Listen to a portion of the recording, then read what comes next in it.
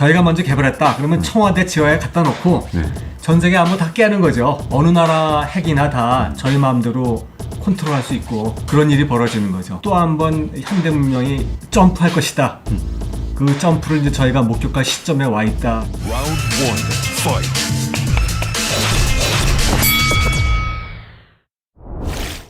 안녕하세요. 박종원의 경제한방입니다.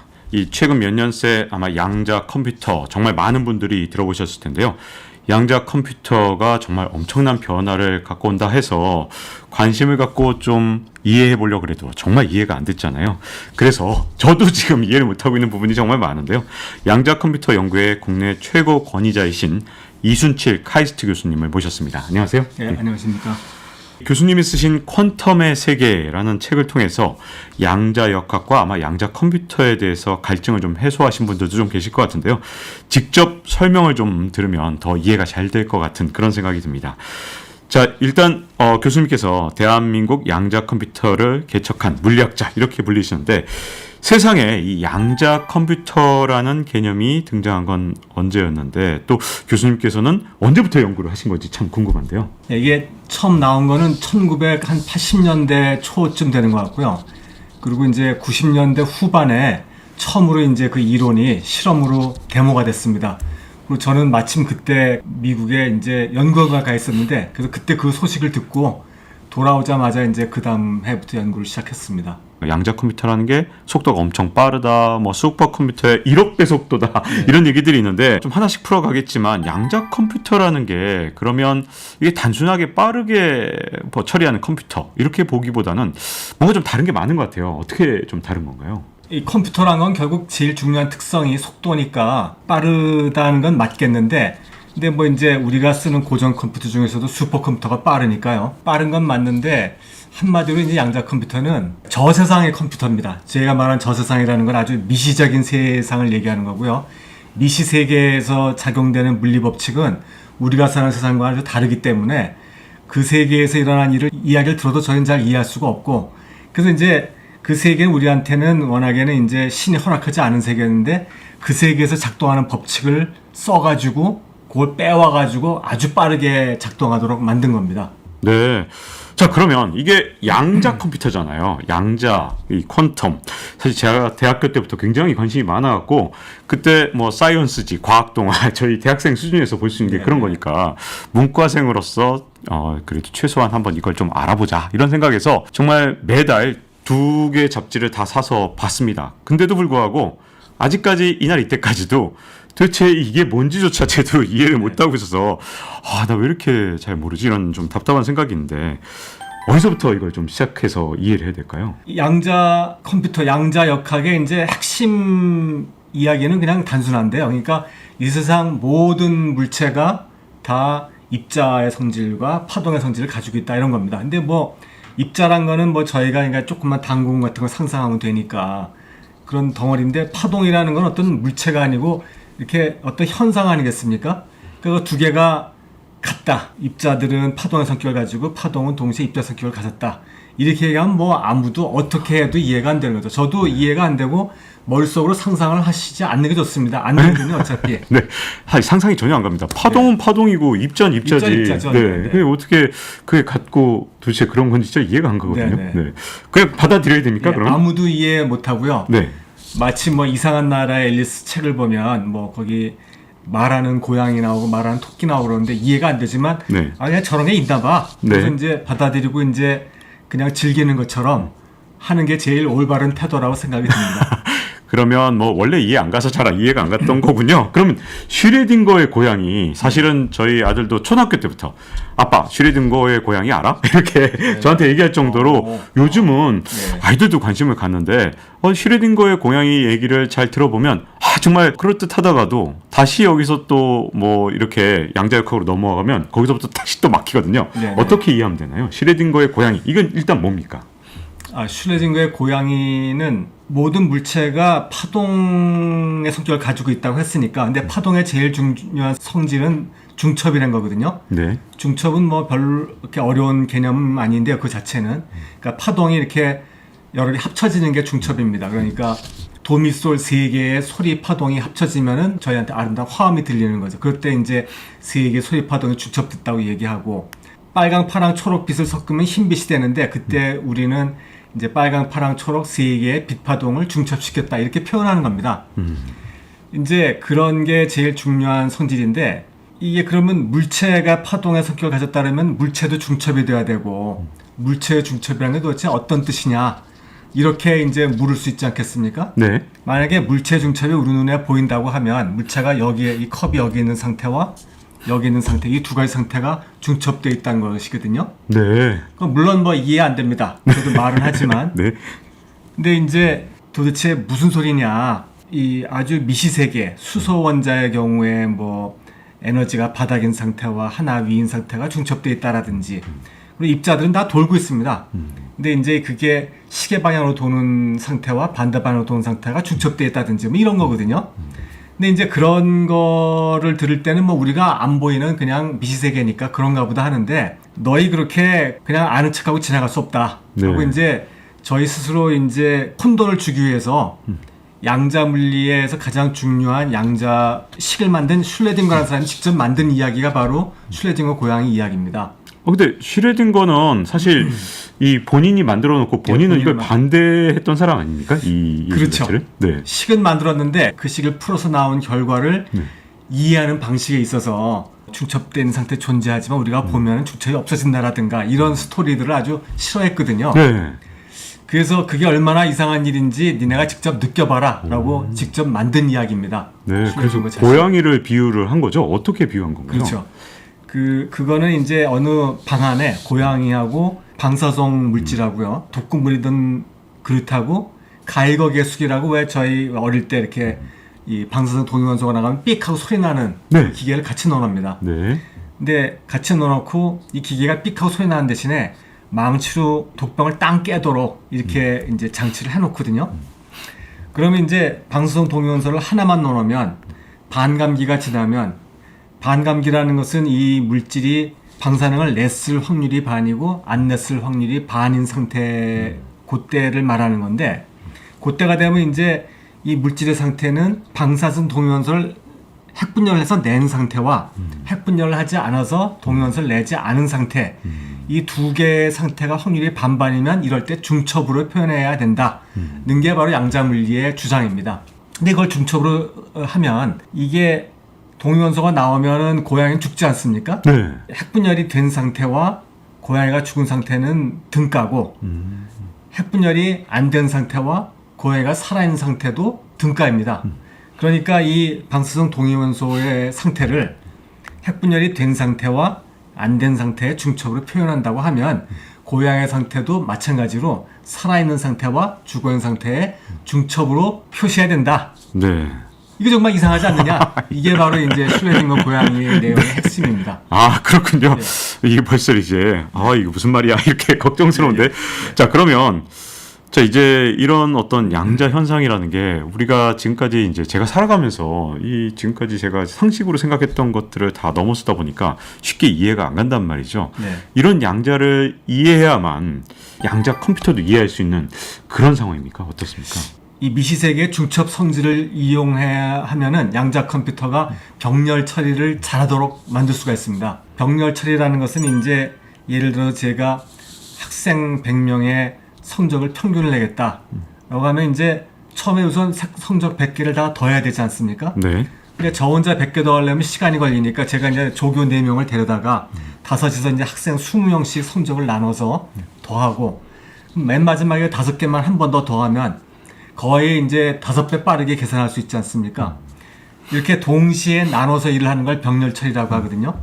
그거를 양자 컴퓨터가 아주 잘합니다. 네. 그래서 양자 컴퓨터는 뭐 덧셈, 뺄셈 이러는 거 일반적인 걸 잘하는 건 아니고, 이렇게 나눠서 일하는 거를 잘하는 거가 빠른데, 그런 걸로 이제 대표적인 게 이제 뭐 데이터 검색이라든지 소인수 분해 뭐 이런 것들인데, 그런 것이 이제 암호도 잘 깨고 그러기 때문에 이제 유명해진 것이죠. 이 양자 역학을 이용해서 연산에 활용할 수 있도록 만든 장치, 이게 양자 컴퓨터라는 건데, 그러면 우리가 지금 쓰고 있는 컴퓨터는 그러면 양자역학을 활용한 반도체를 이용하는 거 이렇게 볼 수도 있는 건지 아니면 서로 다른 건지 어떤 관계입니까? 현재 컴퓨터 쓰고 있는 건? 그거는 관계가 이렇습니다. 양자 물리가 이제 1900년에 시작해서 한 1930년까지 이 형태가 완성되고 그 이후로 뭐 이제 현대 문명을 쫙 일으켜 왔죠. 한 60년간 그러다가 1990년에 이제 양자 물리에 그동안 사용되지 않던 성질을 이용해서 르네상스가 한번 일어납니다. 그래서 이제 양자 정보 과학이 지난 30년간 발달했고 또 한 번 현대 문명이 점프할 것이다. 그 점프를 이제 저희가 목격할 시점에 와 있다라고 생각이 듭니다. 근데 이제 이 첫 번째 양자 물리에 의한 현대 문명의 점프 이럴 때 나타난 하나가 이제 반도체거든요. 그 양자 물리를 잘 썼지만 그때는 반도체라는 게 요만하지만 그래도 거기에 뭐 원자 수조 개를 넣어가지고 그것들이 덩어리로 저희가 원하는 성질을 발현하게 만든 거거든요.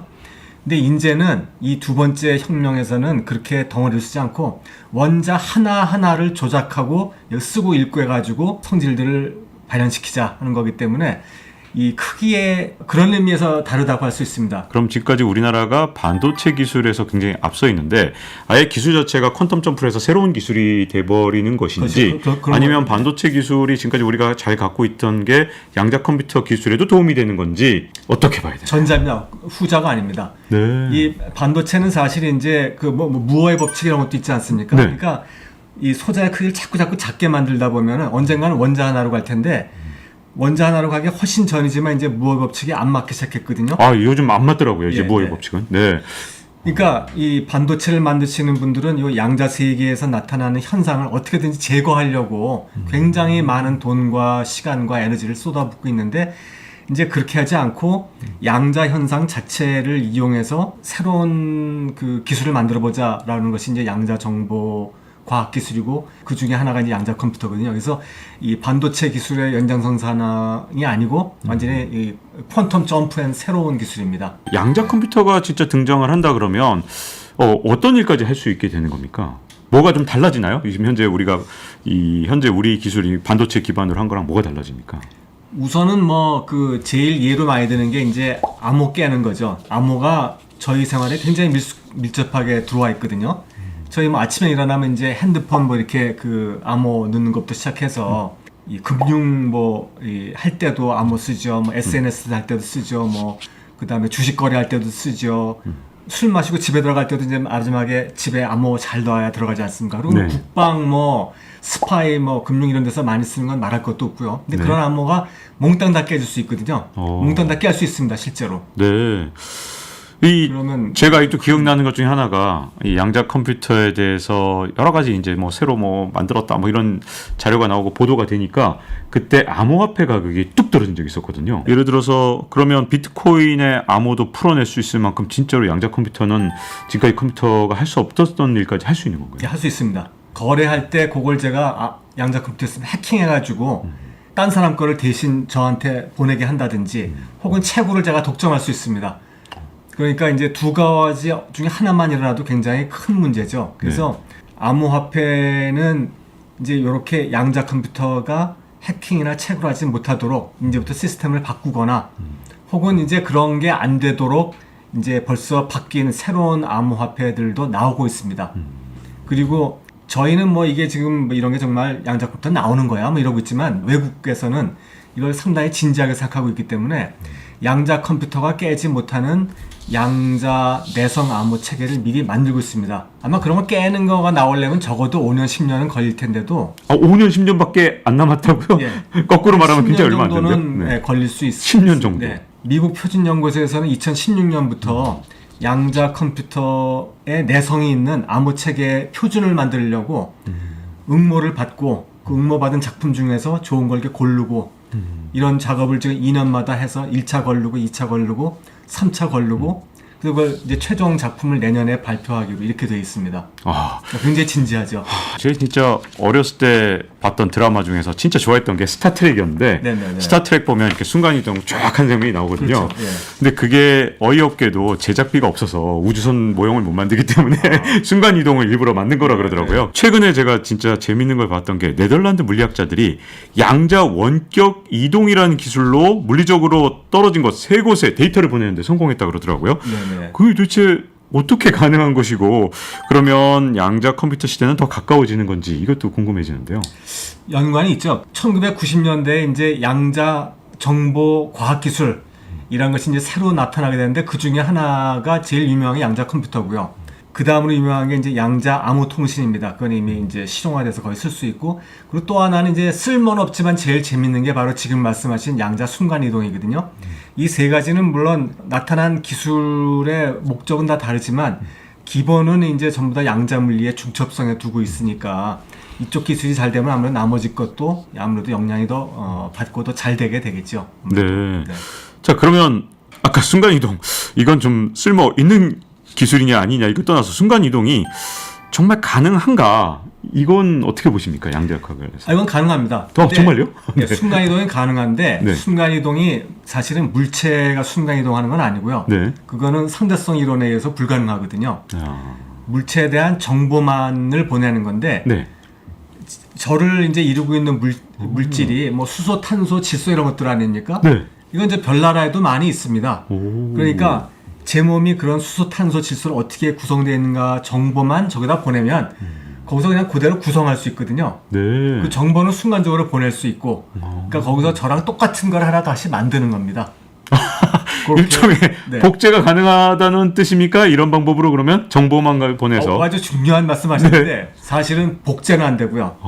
제 상태를 이제 기적으로 올라가면 제 상태는 변해서 네. 저는 제가 아니게 되고 저쪽에 있는 그 물체가 제가 되고 그래서 네. 뭐 아주 애매해집니다. 그래서 이제 이런 기기가 나중에 우리 죽기 전에 발명되면 네. 맨 처음에 들어가시지 않는 거를 권하고 싶습니다. 저 같으면 안 들어갑니다. 네, 정말 위험해 보입니다. 저도 안 들어가고 싶은데요. 그러면 우리나라의 양자 컴퓨터를 연구하는 연구 인력이라든가 뭐 준비라든가 충분한가요? 이 대비할 수 있을 만큼? 전혀 충분하지 않습니다. 그 반도체 기술은 거의 제일 잘하는 것 같은데 이 양자 컴퓨터 기술은 낙후된 편입니다. 그러면 만약에 이렇게 퀀텀 점프를 해서 새로운 기술이 돼버린다 그러면 양자 컴퓨터로 진짜로 그 시대가 간다면 굉장히 우리한테는 도전이 될 수 있겠네요. 도전이죠. 네, 큰 도전이죠. 양자 컴퓨터 시대가 진짜로 올까요? 언젠가는 오긴 올 겁니다. 왜냐하면 이론상 안 만들어진다는 그 걸림돌이 없거든요. 그래서 지금 뭐 미국 IBM, 구글 이런 데서도 이제 다 양자 컴퓨터를 만들어서 뭘 했다고 발표하기도 하고, 그건 아직은 뭐 사실은 장난감 수준입니다만은 그렇게 발표를 하니까 언젠가는 만들어질 테고요. 사실 이제 굉장히 도전적이고 어려운 일이기 때문에 한국 학자들이 잘 안 하는 거 아닌가 싶습니다. 그거 하면 뭐 논문 잘 나올지 아닐지 뭐 먹고 살 수 있을지 좀 확실치 않거든요. 네. 그래서 이제 외국선 많이 하고 한국선 아직 많이 안 해왔습니다. 여태까지. 이 양자 컴퓨터 일단 지금 현재 실체는 있는 겁니까? 존재하는 겁니까? 네네.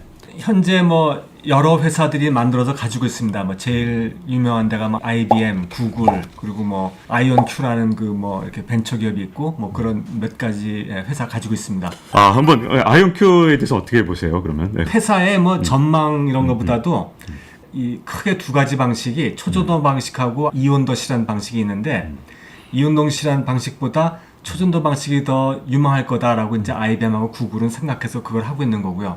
이온도시라는 방식을 잘하고 있는 회사가 딱 하나인데 그게 바로 아이온큐입니다. 네. 그리고 거기에 있는 이제 김정상 박사가 있었기 때문에 그나마 이 초전도 방식하고 경쟁해서 그만큼 오셨을 테고요.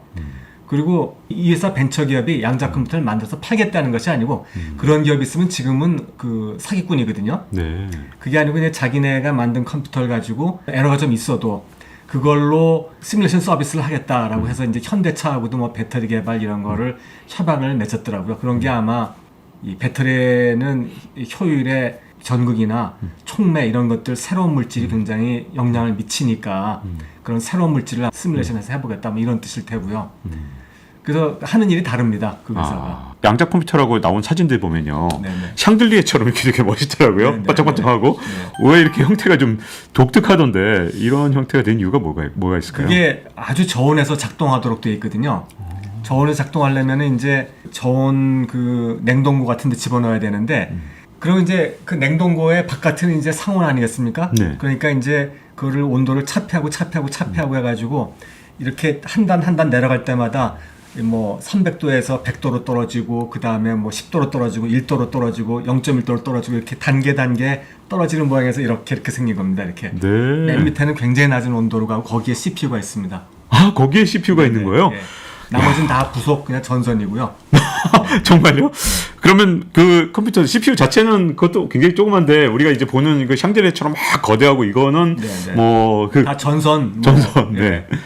프레임 뭐 이런 것들입니다. 아, 그렇군요. 자, 그럼 이제 양자 컴퓨터에 대해서 오해와 진실에 대해서 하나하나 좀 따져볼까 하는데요. 양자 컴퓨터로 빠른 속도의 계산은 가능하다. 그런데 덧셈 뺄셈은 기존 컴퓨터보다도 느릴 수 있다. 이 말은 사실입니까? 아닙니까? 네, 정확하게 맞습니다. 왜 그런 일이 생길 수 있죠? 그냥 단순한 덧셈 뺄셈은 병렬 처리로 잘할 수 있는 방법이 없거든요. 네. 그리고 이 클락 스피드라고 저희 말하지 않습니까? 네. 이제 그 클락 스피드는 양자 컴퓨터는 그렇게 빠르지 않습니다. 그래요? 그래서 한 가지 계산만 하는 속도를 보면 양자 컴퓨터가 훨씬 느린데 양자 컴퓨터는 그 대신에 병렬 처리를 잘하니까 만약에 뭐 2의 56승계의 데이터 중에서 뭘 하나 찾는다. 그러면 이제 2의 56승계만큼 병렬 처리를 할 수 있거든요. 그러면 이제 엄청나게 빨라지는 거죠. 그럼 보통 뭐 1000년 걸릴 거를 뭐 한 4분에 계산할 수 있다든지 이런 식으로 어쨌든 병렬 처리가 빠른 것만 잘합니다. 자, 그러면 여기서 궁금함이 생기는데요. 양자 컴퓨터가 이제 실제로 등장을 해서 정말 많은 사람들이 쓰기 시작한 시대가 온다 하더라도 혹시라도 그러면 네네. 기존의 컴퓨터가 할 수 있는 영역이 따로 있고 양자 컴퓨터가 하는 영역이 따로 있고 이렇게 나눠질까요? 아니면 양자 컴퓨터가 기존 컴퓨터 다 대체하는 그런 쪽으로 갈까요? 나눠집니다. 아, 어떤 식으로 그러면 이게 컴퓨터끼리 분업화가 될까요? 기존 컴퓨터와 이제 양자 컴퓨터는. 병렬 처리가 꼭 필요한 그런 부분은 양자 컴퓨터 계산을 할 테고요. 덧셈하든지 뺄셈하든지 저희한테 보여준다든지 하는 건 이제 고정 컴퓨터가. 네. 근데 주로 이제 고정 컴퓨터는 이제 양자 컴퓨터와 저희를 이어주는 그런 뭐 유저 인터페이스 역할 같은 걸 하기가 쉽죠. 네. 자기만의 영역도 있지만. 네. 네. 자, 그리고 또 하나 궁금한 건 이제 과연 얼마나 오랜 시간이 걸릴 것인가 양자 컴퓨터가 등장할 때까지 그런 얘기가 있다 보니까 왜 몇 년 안에 상용화될 것이라고 양자 컴퓨터가 주장을 한다 그러면 그건 좀 의심해봐야 된다 이런 얘기도 있던데 어느 쪽으로 봐야 됩니까? 그럼 도대체 그건? 제 생각에는 이 타임 프레임이 어떤 식인가 하면 앞으로 한 5년 정도는 이제 지금 굉장히 불완전한 양자 컴퓨터밖에 없거든요. 그걸로 이제 불완전한 계산을 해서 쓸모가 있는 걸 점점 개발해가는 단계가 될 테고요. 정말로 이 암호도 깰 만한 거 그런 건 한 10년은 지나야 나올 거라고 생각이 듭니다. 네. 그리고 그렇다고 해서 그때 가서 뭐 저희가 다 양자 컴퓨터 하나씩 갖출 수 있는 건 아니고 뭐 보셨다시피 뭐 굉장히 거대하게 생겼으니까 그런 좋은 컴퓨터를 갖고 있는 몇몇 회사가 클라우드 서비스를 할 것 같거든요. 네. 그런 걸 한참 하고 나면은 저희 일반인들도 살 수 있는 양자 컴퓨터가 뭐 한 20년쯤 지나면 나올 수 있겠죠.